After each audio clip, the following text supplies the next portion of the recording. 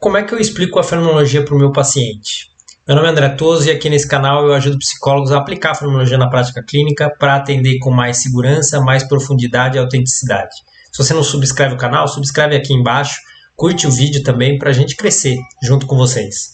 Muito bem, essa é uma pergunta que muitos alunos me fazem, muitas pessoas me fazem, eu recebo muito no Instagram, assim, em mensagens, essa pergunta. Mas como é que eu explico a fenomenologia para os meus pacientes? Como é que eu posso falar para eles o que eu faço? Porque nem eu mesmo consigo ter clareza de como fazer essa explicação.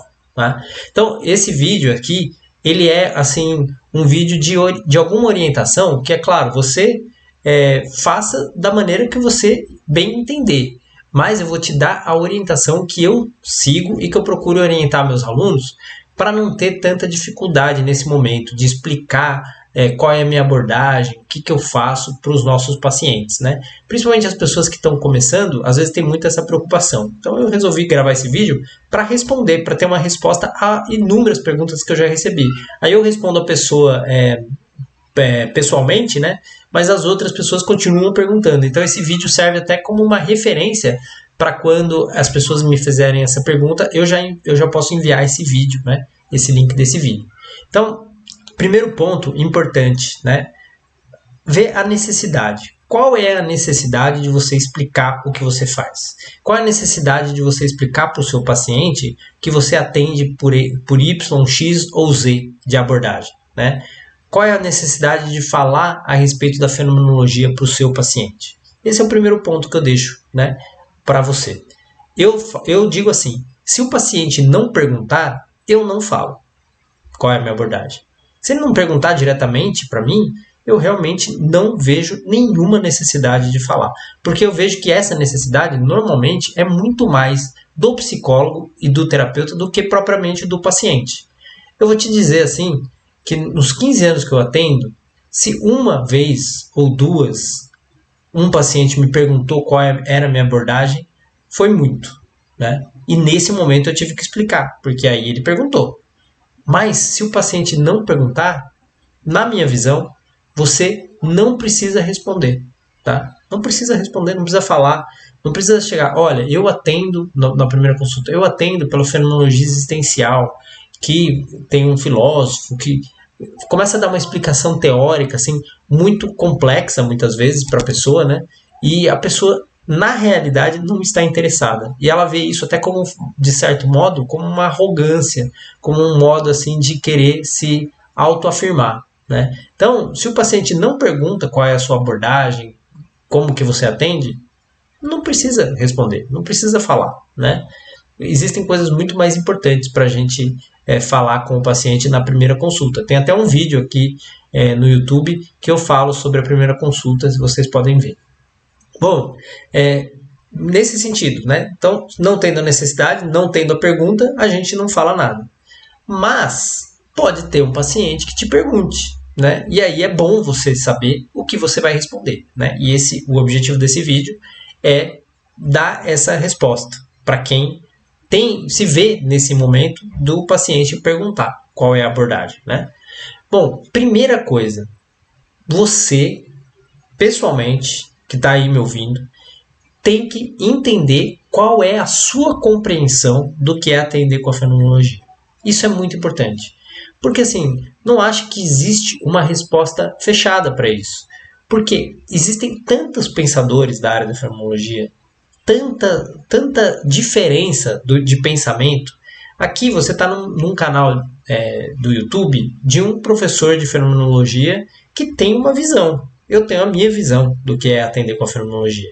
Se você for para um outro canal, você vai ter outra visão, né?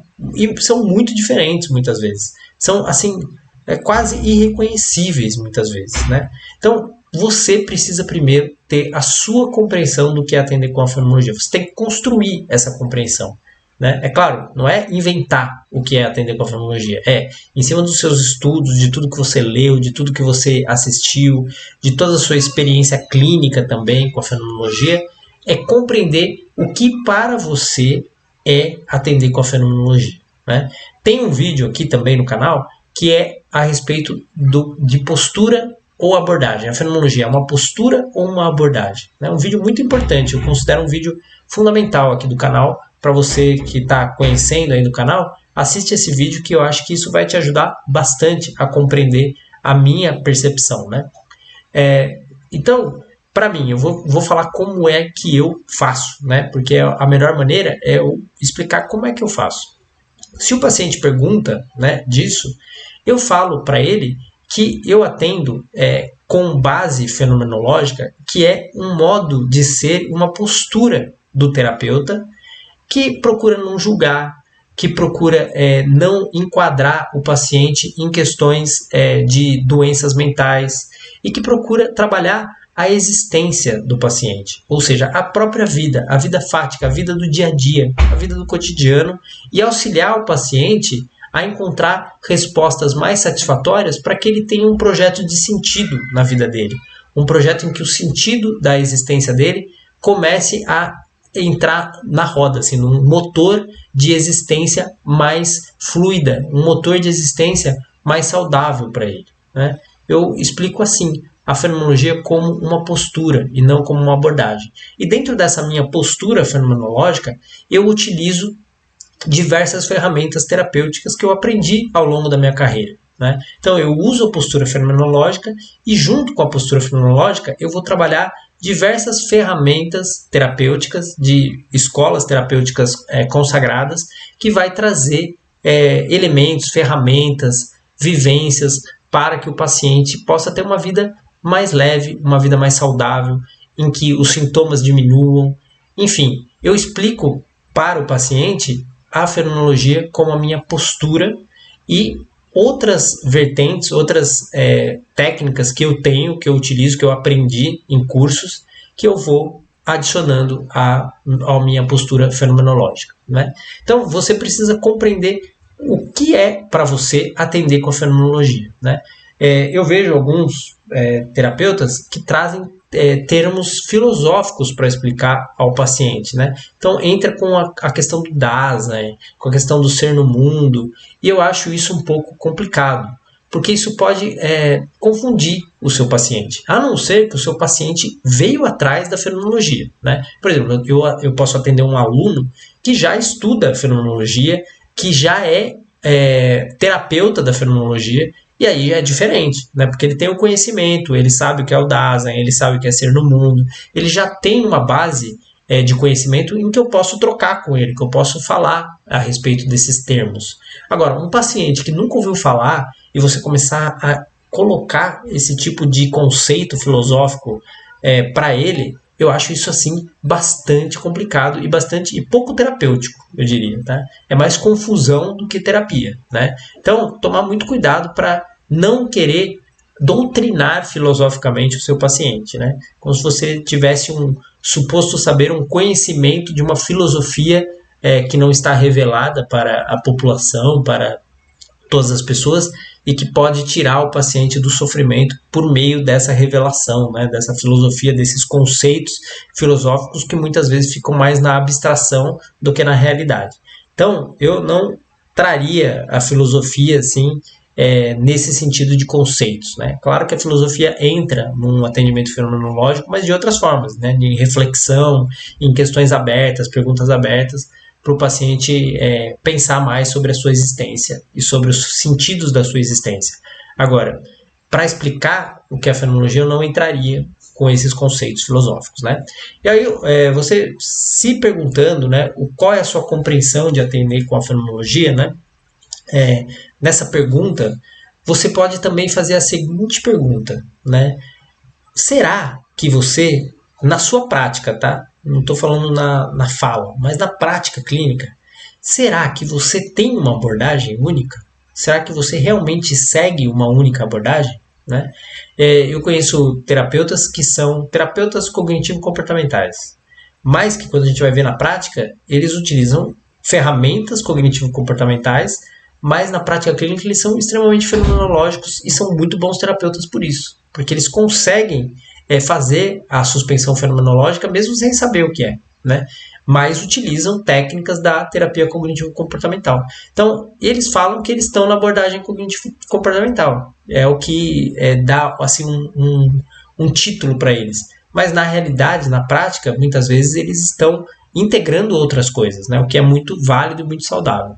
Então, pensar se você realmente, na prática, tem uma abordagem ou se você é um psicólogo mais integrativo, que integra diferentes escolas, diferentes pensamentos, né? Que é algo que eu vejo que na Europa já está avançando, né? De uma psicologia mais integrativa entre os diferentes modos e escolas de pensamento, né? Aqui no Brasil ainda está bem devagar isso, né? Tem uma necessidade de um título, né? Eu sou da fenomenologia existencial, eu sou da terapia cognitivo-comportamental, eu sou psicanalista. Cada um fica com uma bandeira, né? E no fundo todo mundo faz coisas parecidas, mas utiliza técnicas mais específicas. Mas eu, no meu caso, né, eu vejo que eu não tenho uma abordagem específica. Eu sou da fenomenologia, né? Mas pela postura, como eu falei. Então, eu tenho a postura fenomenológica. Mas isso não quer dizer que eu só utilize coisas da fenomenologia, né? Eu tenho inspiração em tudo que eu estudei, desde que eu iniciei. E eu não estudei pouca coisa, eu estudei muita coisa diversa, muitas coisas diferentes.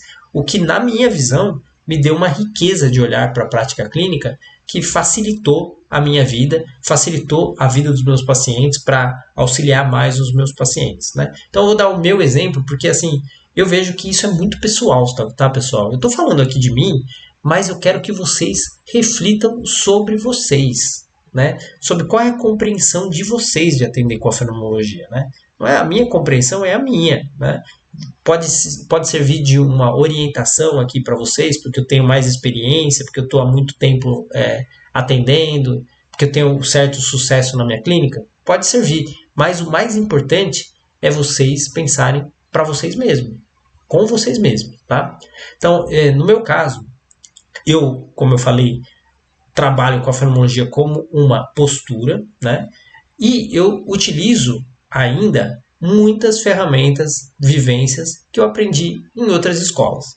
Minha formação inicial é como psicanalista de Sociedade de Psicanálise Freudiana Clássica, né? Então, eu tenho a psicanálise clássica como uma base teórica que eu estudei. Então, não tenho como fugir. É claro que eu deletei a maior parte da psicanálise do meu atendimento, né? Eu utilizo algumas coisas que, para mim, são muito fenomenológicas, que ainda existem na psicanálise. Mas a psicanálise, ela está no meu modo de atuar, né? Não tem como eu fugir disso, né? E dentro da psicanálise, depois, eu fiz dezenas de cursos em fenomenologia. Então, eu fiz cursos na ABD, no Instituto Dasein, em vários lugares, né?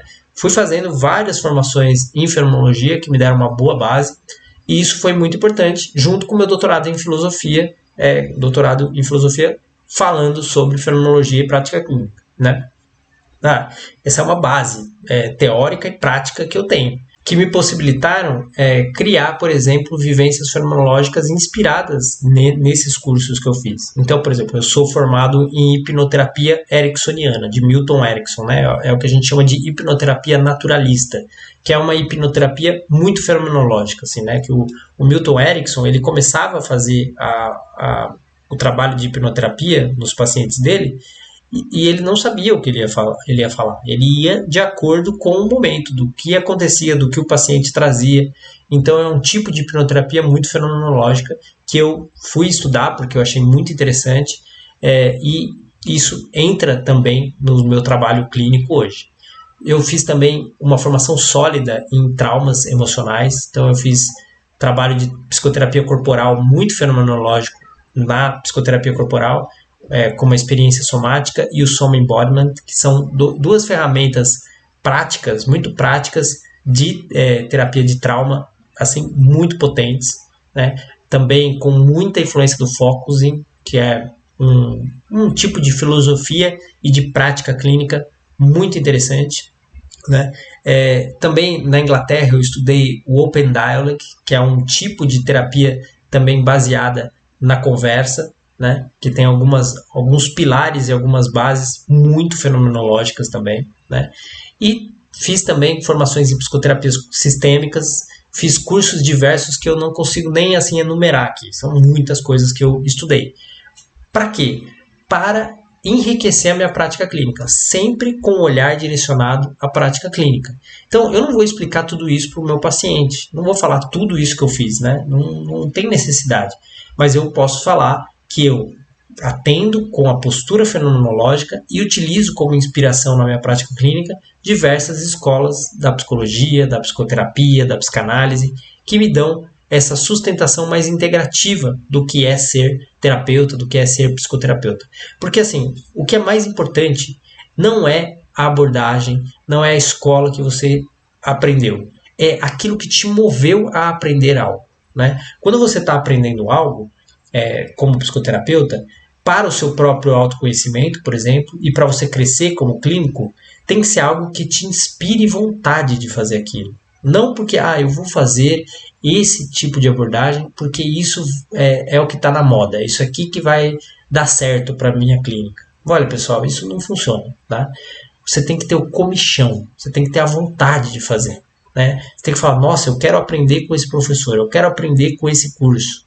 Isso é que vai levar você adiante, porque aí você vai estar realmente implicado no conhecimento que você está estudando. E isso faz você crescer, né? E aí fica mais fácil de explicar para o seu paciente depois o que você faz de forma mais autêntica, né? Sem ficar muito querendo mostrar algo que você não é, querendo... eu acho isso muito antigo, assim, muito antiquado, né? E que ainda aparece muito, que é o psicólogo querer demonstrar assim, uma erudição, demonstrar assim, uma sabedoria, um suposto saber, quando, na verdade, eu também tenho as mesmas questões que o meu paciente, muitas vezes, né? Eu também estou na mesma situação que muitos pacientes, eu também estou, assim, pelejando para viver uma existência mais saudável, uma existência mais fluida, que eu realmente me sinta bem, me sinta feliz, né? Então, a gente não precisa entrar nesses papéis pouco autênticos, né? Já está na hora da gente sair desses papéis, né? Então, para explicar para o seu paciente o que você faz, quando ele pergunta, né? Você precisa ter clareza primeiro daquilo que você faz. Então, você pode escrever, por exemplo, né? Eu poderia ter escrito isso tudo que eu falei aqui, né? Da forma como eu explico para o meu paciente. Mas escreva e tenha clareza de uma forma que soe para você autêntico, né? Não soe para você algo forçado, né? O paciente pergunta, de que área você é? Eu sou fenomenólogo, porque tem um filósofo, Martin Heidegger, que diz que o homem é a abertura, e aí tem o Das, aí você dá uma explicação muito mais assim teórica do que realmente vivencial, da sua prática clínica, daquilo que você acredita de verdade, né, que você faz. Então, clareia primeiro para você, para depois você clarear para o seu paciente. Isso vai fazer bastante diferença também no vínculo, porque o seu paciente vai sentir que tem ali uma pessoa real, uma pessoa verdadeira, que está sendo verdadeiro com ela, né? E isso faz toda a diferença também no processo terapêutico, né? A verdade, a autenticidade, né? O que eu chamo de rasgar o véu. Não ficar com muito véu, muita coisa pousada, né? Ser verdadeiro, ser real, ser homem ou mulher, né? De fato, assim, sem máscaras, né? Isso é muito importante. E às vezes, para isso a gente precisa se conhecer, né? Precisa se conhecer com mais profundidade, a gente precisa saber quem a gente é, o que a gente quer, o que a gente realmente acredita que é uma prática clínica boa e não aquilo que dizem, né? Então, tudo isso tem muito a ver também com a própria prática do terapeuta, com a própria vida pessoal do terapeuta. Então, basicamente é o seguinte, não perguntou nada do paciente, não precisa explicar.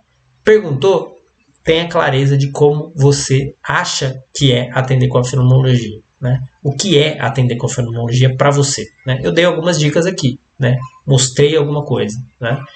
Agora, basta você pegar isso que eu falei, né? E colocar para a sua autenticidade, para aquilo que você realmente acredita e aquilo que realmente faz sentido para você, tá? Como terapeuta e como pessoa.